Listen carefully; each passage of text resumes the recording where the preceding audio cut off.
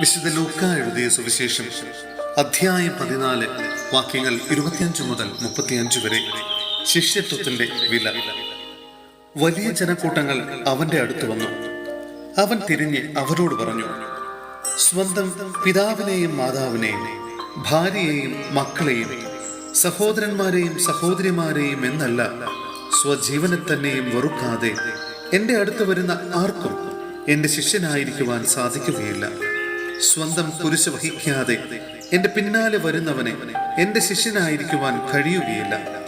ഗോപുരം പണിയാൻ ഇച്ഛിക്കുമ്പോൾ അത് പൂർത്തിയാക്കാൻ വേണ്ട വക തനിക്കുണ്ടോ എന്ന് അതിൻ്റെ ചെലവ് ആദ്യമേ തന്നെ കണക്ക് കൂട്ടി നോക്കാത്തവൻ നിങ്ങളിൽ ആരുണ്ട്?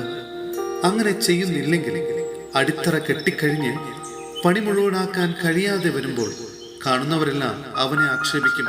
അവർ പറയും, ഈ മനുഷ്യൻ പണി ആരംഭിച്ചു, പക്ഷേ പൂർത്തിയാക്കാൻ കഴിഞ്ഞില്ല.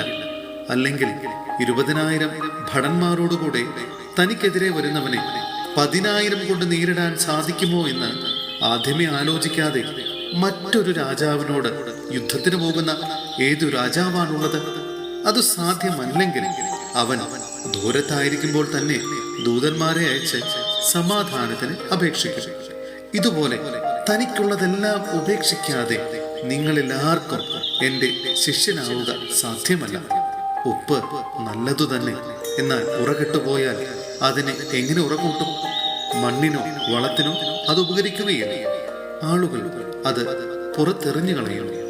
കേൾക്കാൻ ചെവിയുള്ളവൻ കേൾക്കട്ടെ.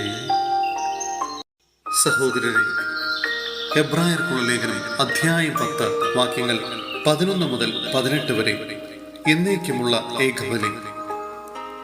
പാപങ്ങൾ അകറ്റാൻ കഴിവില്ലാത്ത ബലികൾ ആവർത്തിച്ചർപ്പിച്ചുകൊണ്ട് ഓരോ പുരോഹിതനും ഓരോ ദിവസവും ശുശ്രൂഷ ചെയ്യുന്നു. എന്നാൽ അവനാകട്ടെ പാപങ്ങൾക്ക് വേണ്ടി എന്നേക്കുമായുള്ള ഏകബലി അർപ്പിച്ചു കഴിഞ്ഞപ്പോൾ ദൈവത്തിന്റെ വലത്തുഭാഗത്ത് ഉപവിഷ്ടനായി. ശത്രുക്കളെ തന്റെ പാദപീഠമാക്കുവോളം അവൻ കാത്തിരിക്കുന്നു. വിശുദ്ധീകരിക്കപ്പെട്ടവരെ അവൻ ഏകബലി സമർപ്പണം വഴി എന്നേക്കുമായി പരിപൂർണരാക്കിയിരിക്കുന്നു. പരിശുദ്ധാത്മാവ് തന്നെ നമുക്ക് സാക്ഷ്യം നൽകുന്നു.